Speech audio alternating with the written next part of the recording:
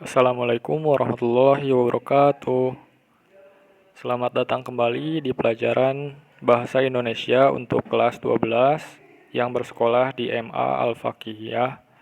Kembali juga dengan Pak Restu. Dengan hari ini kita akan belajar dengan secara daring. Karena berbeda dengan semester sebelumnya, kita masih bisa belajar dengan tatap muka, tapi karena kebijakan dari pemerintah lebih baik belajar online katanya. Oke, sekarang kita belajar saja dengan menggunakan media pembelajaran yang Parestu buat. Langsung saja kepada pembelajaran kali ini, kita akan membahas tentang mengajukan saran. Nah, mengajukan saran.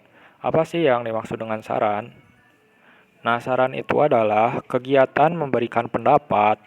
Pendapat itu adalah usulan atau masukan terhadap sesuatu dengan disertai alasan yang kuat dan mendukung, sehingga dapat diterima oleh orang lain. Saran yang baik adalah saran yang tidak menjatuhkan dan menuju ke arah kebaikan bersama. Saran dapat disampaikan secara tertulis maupun secara lisan. Jadi, saran itu bisa aja kita tulis sendiri. Adapun saran juga bisa juga dengan secara lisan atau secara lisan itu disampaikan secara langsung. Kemudian yang kedua, ke slide yang kedua yaitu santun memberikan saran. Nah, ketika kita memberikan saran kepada orang lain, alangkah baiknya kita itu memberikan saran yang santun. Nah, yang pertama, berikan saran yang baik dan tidak menjatuhkan orang lain. Jadi saran yang baik itu adalah saran yang tidak menjatuhkan orang lain, yang sifatnya itu membangun. Yang kedua, saran hendaknya sesuai dengan isi laporan. Ketika temanmu itu sedang diskusi atau presentasi atau membuat laporan, hendaknya apabila ada kekurangan di laporan temanmu itu, kita memberikan saran yang baik kepada teman kita dan sesuai dengan isi laporan yang dibuat oleh teman kita. Yang ketiga atau yang C, berikan ulasan singkat pendapatmu. Jadi kita itu bukan hanya mengkritik saja, bukan hanya memberikan saran saja, tapi kita juga harus memberikan ulasan singkat atau pendapat kita alangkah baiknya seperti apa. Kemudian disampaikan juga saran yang membangun. Yang keempat, ungkapan dengan kalimat yang jelas. Kalimat yang jelas itu adalah kalimat yang komunikatif atau yang tidak berbelit-belit. Jadi bahasanya mudah dimengerti, mudah dipahami oleh orang lain, oleh semua orang. Dan yang terakhir atau yang E, saran hendaknya bermanfaat bagi orang lain dan bukan untuk mencari keuntungan sendiri.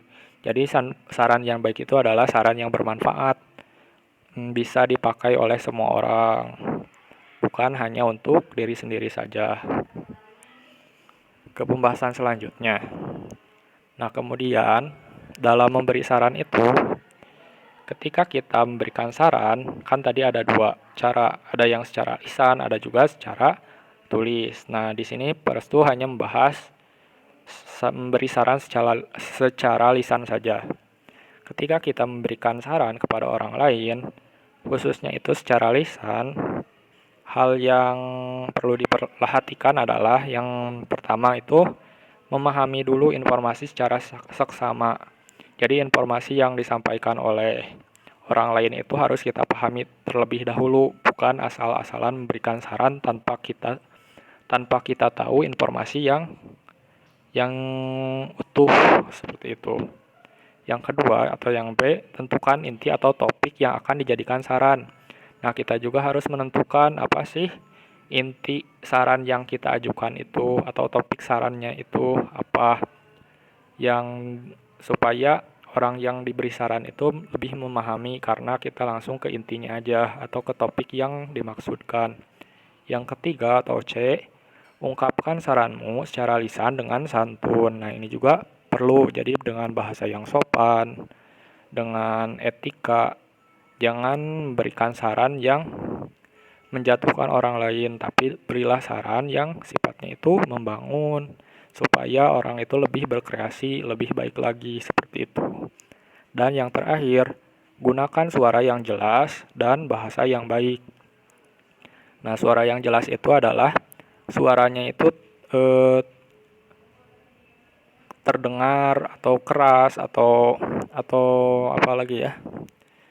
Lantang. Nah, itu adalah suara yang jelas dan bahasa yang baik. Bahasa yang baik itu adalah bahasa yang dipahami oleh orang yang menerima saran dari kita. Nah, itu adalah bahasa yang baik. Oke, terima kasih. Hanya segitu saja pembahasan materi kali ini. Untuk tugasnya, menuliskan kembali materi pembelajaran di buku Bahasa Indonesia yang sudah tadi dijelaskan. Yang kedua itu, memberikan contoh saran yang membangun untuk salah satu teman sekelasmu. Jadi kalian berikan contoh saran yang membangun untuk salah satu teman sekelasmu. Dan tugas yang ketiga itu adalah apa yang Anda rencanakan untuk kelas 12 setelah lulus sekolah dari Pondok Pesantren Al-Faqihiyah. Nah, ini harus dijawab juga. Jadi, rencana Anda ke depannya itu apa ketika lulus dari Pondok Pesantren Al-Faqihiyah. Terima kasih. Wassalamualaikum warahmatullahi wabarakatuh. Mohon maaf apabila ada kesalahan dari Pak Restu. Sampai jumpa kembali di pertemuan selanjutnya.